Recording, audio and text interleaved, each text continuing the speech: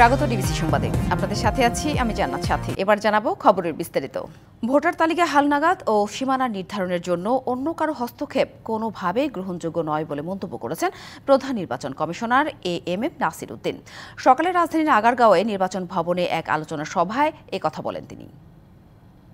মাননীয় প্রধান উপদেষ্টার অফিস থেকে শুনেছি, প্রেস উইং থেকে শুনেছি যে ওনারা ওই আওয়ামী লীগ ইলেকশন করবে কি করবে না, এটা রাজনৈতিক সিদ্ধান্ত হবে, রাজনৈতিক দল সিদ্ধান্ত নেবে, এই ধরনের একটা বক্তব্য আপনারা দেখেছেন নিশ্চয়ই, আমরা মিডিয়াতে দেখেছি আর কি। সুতরাং এই ডিসিশনটা ইসি নেবে না, এই ডিসিশনটা ইসি নেবে না। সুতরাং এটা বোধহয় রাজনৈতিকভাবেই হয়তো ওনারা সিদ্ধান্ত নেবে না। লেট আস সি কি হয়, কি দাঁড়ায়। নির্বাচনী ব্যবস্থা ফিরিয়ে আনা এবারে নির্বাচনের প্রধান চ্যালেঞ্জ হবে বলে জানিয়েছেন নির্বাচন commissioner brigadier general Abul Fazal Mohammad Sanaullah. সকালে রংপুরে আঞ্চলিক নির্বাচন কর্মকর্তার সম্মেলন কক্ষে ত্রয়োদশ জাতীয় সংসদ নির্বাচন সংক্রান্ত মত বিনিময় সভায় তিনি কথা বলেন। কমিশনার বলেন, বিগত সময়ে প্রিজাইডিং ও পোলিং অফিসাররা ঠিকভাবে কাজ করতে পারেননি, তবে এবার নিরপেক্ষ মানুষদের দায়িত্ব দেওয়া হবে এবং ক্ষমতায়ন করা হবে। এনআইডি সংশোধনের জন্য 3,88,000 আবেদন ঝুলে আছে জানিয়ে নির্ভুল ভোটার তালিকা প্রস্তুত ও এনআইডিতে সঠিক তথ্য নিশ্চিত করতে সতর্কভাবে কাজ করার নির্দেশনা দেন তিনি। মতবিনিময় শেষে নতুন ভোটারদের তথ্য সংগ্রহ কার্যক্রম পরিদর্শন করেন নির্বাচন কমিশনার।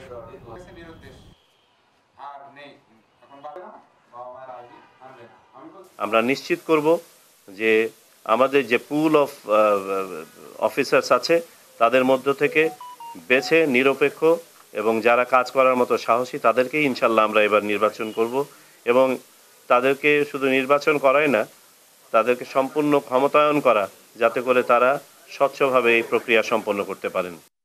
সাইমা ওয়াজেদ পুতুলের বিরুদ্ধে দুর্নীতির বিশ্বাসযোগ্য অভিযোগ পাওয়া গেছে, তাই বিশ্ব স্বাস্থ্য সংস্থার পদে থাকা বাংলাদেশের জন্য মর্যাদাহানিকর মনে করে দুর্নীতি দমন কমিশন দুদক।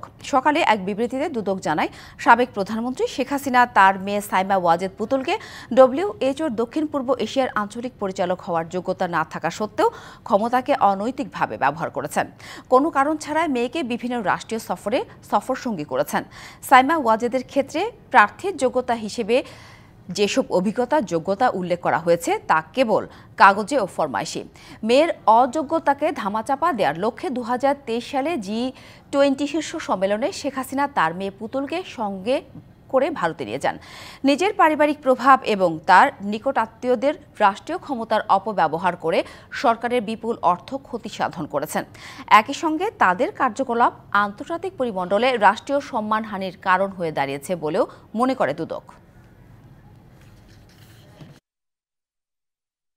দুর্নীতির দায়ে গ্রেপ্তার সাবেক ডেপুটি গভর্নর এস কিশোরের লকার খতিয়ে দেখতে কেন্দ্রীয় ব্যাংকে দুদকের প্রতিনিধি দল উপস্থিত হয়েছেন। সেখানে আছেন সহকর্মী মাহমুদুল হাসান নাজিম, তার কাছ থেকে জানবো বিস্তারিত। নাজিম, দুদক প্রতিনিধি দল কখন পৌঁছেছে আর লকার ভাঙার প্রক্রিয়া কখন পরিচালিত হবে, সব মিলিয়ে আপনার কাছে আর কি তথ্য আছে জানাবেন। সাথে দীর্ঘদিন ধরে কিন্তু বাংলাদেশ ব্যাংকের যে সাবেক ডেপুটি গভর্নর ছিলেন এস কে সুরের যে তারিখটি লকার যে কিছুক্ষণ ভাঙার তারা প্রবেশ করেছে দুদকের একটি প্রতিনিধি দল, তারা কিছুক্ষণ আগে কিন্তু প্রবেশ করেছে এবং তাদের সহ তারা যে বাংলাদেশ ব্যাংকের তারা প্রবেশ করেছেন এবং তাদের সঙ্গে যে গণমাধ্যম কর্মীদেরকেও সাথে নেওয়া হয়েছে এবং প্রবেশ করিয়েছেন। কিছুক্ষণ পরে কিন্তু তিনি তাদের যে কার্যক্রমটি অভিযানটি আছে এটি পরিচালিত করবেন। এছাড়া আসলে গণমাধ্যম কর্মীদেরকে শুধু তাদের ক্যামেরা পার্সন ছাড়া তারা এককভাবে, অর্থাৎ যখন অভিযানটি চালাবেন সে বিষয়টি যেন সরাসরি সম্প্রচারে হয়তোবা কিছু একটা বাধাগ্রস্ত আছে, সেই কারণে আসলে প্রবেশ করতে দিচ্ছে না। বাইরে গণমাধ্যম কর্মীরা অপেক্ষা করছে।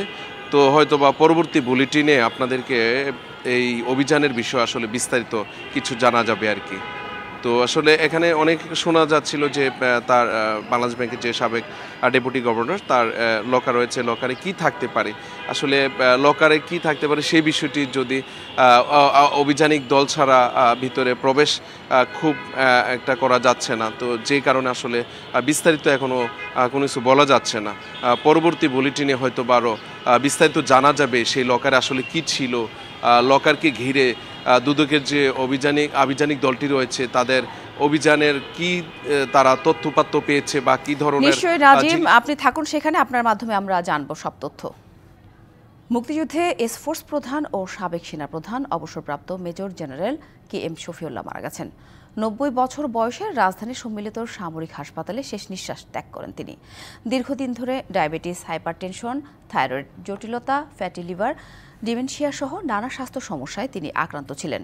1934 সালের 2রা সেপ্টেম্বর নারায়ণগঞ্জের রূপগঞ্জে জন্ম নেন KM শফিউল্লাহ। 1971 সালে শফিউল্লাহ ছিলেন জয়দেবপুরে 2য় ইস্ট বেঙ্গল রেজিমেন্টের 2য় প্রধান। তার নেতৃত্বেই ওই রেজিমেন্টের বাঙালি সৈন্যরা বিদ্রোহ করে। মুক্তিযুদ্ধের শুরুতে শফিউল্লাহ ছিলেন 3 নম্বর সেক্টরের কমান্ডার। পরে 3টি নিয়মিত আর্মি ব্রিগেড নিয়ে এসফোর্স গঠিত হলে তার নেতৃত্বে আসেন শফিউল্লাহ। মুক্তিযুদ্ধে বিশেষ অবদানের জন্য তিনি বীর উত্তম খেতাব পান।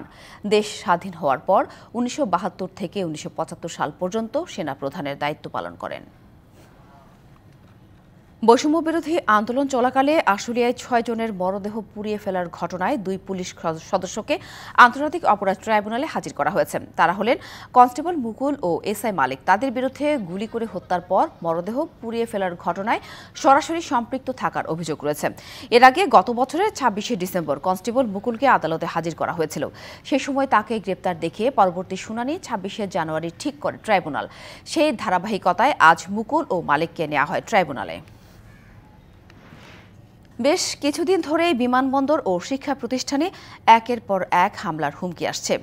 এতে শঙ্কিত সাধারণ মানুষ। একটি পক্ষ দেশকে অস্থিতিশীল করার চেষ্টা চালিয়ে যাচ্ছে বলেও দাবি তাদের। ছোট থেকে এসব ঘটনা যাতে বড় আকার ধারণ করতে না পারে সেদিকে আইন শৃঙ্খলা বাহিনীকে সতর্ক থাকার পরামর্শ দিয়েছেন অপরাধ বিশেষজ্ঞরা। আর কোনো অপশক্তি দেশে অস্থিতিশীল পরিবেশ সৃষ্টির চেষ্টা করলে তা কঠোরভাবে দমনের বার্তা দিয়ে রেখেছে আইন শৃঙ্খলা বাহিনী। শেখ হাসিনা সরকারের পতনের পর ভেঙে পড়া আইনশৃঙ্খলা ব্যবস্থা স্বাভাবিক করতে কাজ করে যাচ্ছে অন্তর্বর্তী সরকার। মনোবল ফিরে জননিরাপত্তায় ফেরেন আইনশৃঙ্খলা রক্ষাকারী বাহিনী। বিভিন্ন প্রেক্ষাপট বিবেচনায় নিয়ে রাষ্ট্রের গুরুত্বপূর্ণ সব স্থাপনায় নিরাপত্তা জোরদার করা হয়। এত কিছুর পরও সম্প্রতি রোম থেকে ঢাকায় আসার পথে বিমানের একটি ফ্লাইটে বোমা থাকার বার্তা আসে আইনশৃঙ্খলা বাহিনীর কাছে। কিংকর্তব্য বিমূঢ় হয়ে পড়ে সংশ্লিষ্ট দপ্তরগুলো। এরপর শাহজালাল আন্তর্জাতিক বিমানবন্দরে বাড়ানো হয় নিরাপত্তা, তবুও কাটেনি আতঙ্ক। এমন বাস্তবতায় জননিরাপত্তা নিয়ে প্রশ্ন উঠেছে সাধারণ মানুষের মাঝে। একটি পক্ষ দেশকে অস্থিতিশীল করার চেষ্টা চালাচ্ছে বলেও অভিযোগ তাদের। আমরা যে আসলেই নতুনভাবে একটা নতুন বাংলাদেশ গড়ে তুলতে চাই, এই নতুন বাংলাদেশ গড়ে তুলতে যারা বিরুদ্ধ হয়ে কাজ করছে ওই দলে আমাদের বিরুদ্ধে ষড়যন্ত্র করছে। গুরুত্বপূর্ণ জায়গাগুলোতে যে বোমা হামলার যে একটা হুমকি, এই সবগুলোর মধ্যে কোনো একটা কানেকশন আমরা অনুমান করতেছি এবং এই কানেকশনটা বা এই যে হামলার বিষয়গুলো এগুলো মূলত দেশকে অস্থিতিশীল করার জন্য। পলিটিক্যাল পার্টির মানুষজন বলেন আর সাধারণ মানুষ বলেন, সবাইকে আসলে একতাবদ্ধ হতে হবে এবং একতাবদ্ধ হয়ে একসাথে কাজ করে দেশের মানুষকে প্রোটেক্ট করতে হবে। মানুষের মনে ভয়ের সৃষ্টি করে পরাজিত শক্তি দেশের ভিতর নানাভাবে চক্রান্ত চালাচ্ছে। আর এই ঘটনাগুলোকে এখনই মোকাবেলা না করলে সময়ের ব্যবধানে তা বড় আকার ধারণ করতে পারে বলে মনে করেন বিশেষজ্ঞরা। ছোট ছোট হুমকিগুলো আমরা দেখছি, এগুলোর দুইটা প্রেক্ষাপট আছে। একটা হচ্ছে যে এই হুমকিগুলো দিয়ে তারা একটা সমাজের মধ্যে একটা ভয় সৃষ্টি করতে চায়। আবার এই ছোট ছোট হুমকিগুলোকে যদি আমরা ছোট থাকতেই যে বা অল্প থাকা অবস্থায় যদি মোকাবেলা করা সম্ভব না হয়, তখন এই ছোট ছোট হুমকিগুলো কখনো একটা অবস্থায় গিয়ে বড় হুমকি হয়ে যেতে পারে। দেশে কেউ কোনো ধরনের অপ্রীতিকর পরিবেশ সৃষ্টি করার চেষ্টা করলে কোনো ছাড় নয়, এমন কঠোর অবস্থানে আইনশৃঙ্খলা বাহিনী। যারা দুষ্ট চক্র রয়েছে তাদেরকে চিহ্নিত করার চেষ্টা করছি আমরা, এবং কেউ যদি এসবের সাথে জড়িত থাকেন তার বিরুদ্ধে কঠোর ব্যবস্থা গ্রহণ করা হবে। পুলিশ আরও বলছে, পরিস্থিতি বিবেচনায় নিয়ে এরই মধ্যে গোয়েন্দা নজরদারি বাড়ানো হয়েছে। ইকবাল অনিক, ডিবিসি নিউজ, ঢাকা।